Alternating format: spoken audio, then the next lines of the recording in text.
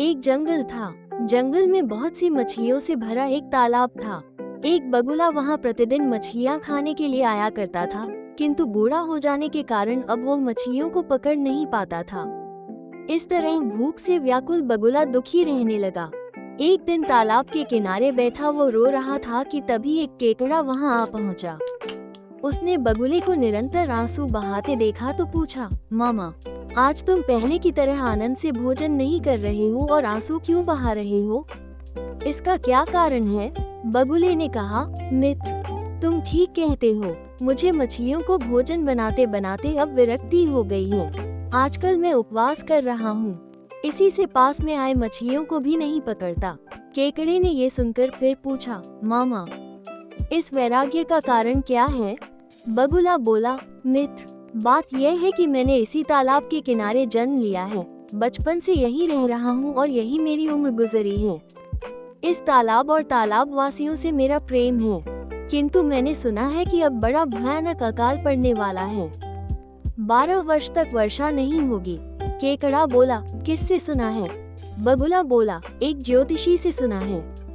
उसने बताया कि 12 वर्षों तक वर्षा नहीं होगी, पृथ्वी पर प्रलय फैल जाएगा। इस तालाब में पहले ही पानी कम है, ये बहुत जल्दी सूख जाएगा। इसके सूखने पर मेरे सब बचपन के साथी, मछलियाँ, कछुए आदि मर जाएंगे।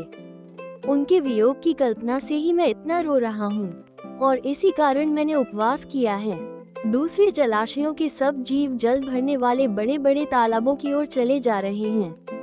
बड़े जलाशय तो स्वयं ही बन जाते हैं, छोटे के लिए ही कठिनाई है। दुर्भाग्य से इस जलाशय के जीव बिल्कुल निराश्रित बैठे हैं, मानो कुछ होने वाला ही नहीं। उनके लिए ही मैं रो रहा हूँ, उनका विनाश हो जाएगा। केकड़े ने बगुले के मुख से यह बात सुनकर सब मछलियों को भी आगामी विपत्ति की सूचना दे दी। सूचना पाकर जलाशय के सभी जीव, मछलियाँ, कछुए आदि बगुले को घेर कर पूछने लगे, मामा, क्या किसी उपाय से हमारी रक्षा हो सकती है? बगुला बोला, यहाँ से थोड़ी दूर पर एक बहुत बड़ा जलाशय है। वो इतना विशाल है कि 24 वर्ष सूखा पड़ने पर भी नहीं सूखेगा।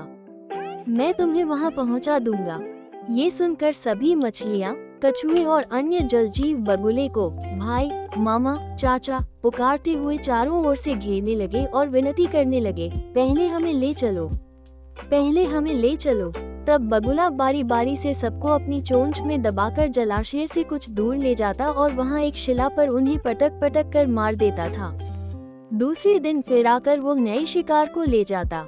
कुछ दिन बाद केकड़े ने बगुले से कहा, मामा, मेरी उम्र तो पहले पहले ही बीत गई थी, फिर भी आज तक तुम मुझे नहीं ले गए। अब प्रायः सभी नए जलाशय तक पहुँच चुके हैं, आज मेरा भी उद्धार कर दो। केकड़े की बात सुनकर बगुले ने सोचा, मछलियाँ खाते खाते मेरा मन ऊब गया है। केकड़े का मांस चटनी का काम देगा, आज इसका ही शिकार करूँगा। ये सोचकर उसने केकड़े को अपनी चोंच में दबा लिया और नए जलाशय की ओर चल पड़ा। केकड़े ने दूर से ही जब एक शिला पर मछलियों की हड्डियों का पहाड़ सा ढेर देखा तो वो समझ गया कि बगुला किस प्रकार मछलियों को यहाँ लाकर मारता था। फिर भी वो बोला, मामा, ये जलाशय अब कितनी दूर रह गया है? मेरे भार से तुम थक गए हो, इसलिए पूछ रहा हूँ। बगुले ने सोचा, अब इसे सब बात कह देने में भी कोई हानि नहीं, इसलिए वो बोला, केकड़े साहब, दूसरे जलाशय की बात अब भूल जाओ, आज तुम्हारा भी अंतिम समय है। इसी शिला पर पटक कर तुम्हें भी मार डालूंगा और खा जाऊंगा। बगुला अभी यह बात कह ही रहा था कि केकड़े ने अपने तीखे दांत बगुले की नम, मुलायम गर्दन पर गड़ा दिए।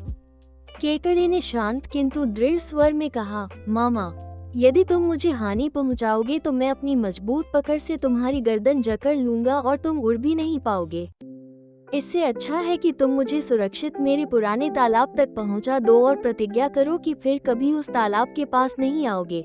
केकड़े की बुद्धि और साहस भरी बात सुनकर बगुला भयभीत हो गया। उसे समझ में आ गया कि अब छल से काम नहीं चलेगा। विवश होकर उसने केकड़े की बात मान ली। बगुला केकड़े को लेकर धीरे धीरे उसके पुराने जलाशय पर वापस आ गया और बोला, आज से मैं इस तालाब की ओर कभी नहीं आऊंगा। इतना कहकर वो वहां से उड़ गया। केकड़े को लौटा देखकर उसके भाई बंधु उसके पास दौड़े और पूछने लगे, क्या बात है?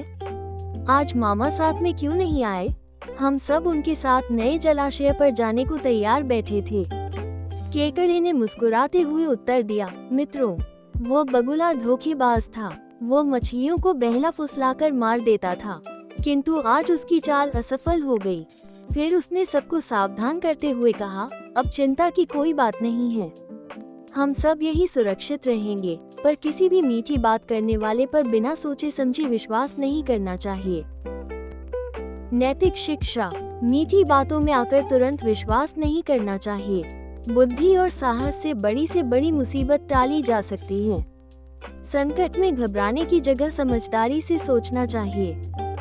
अगर आपको ये कहानी पसंद आई हो तो चैनल विजन टेल्स को सब्सक्राइब जरूर करें। Thanks for watching.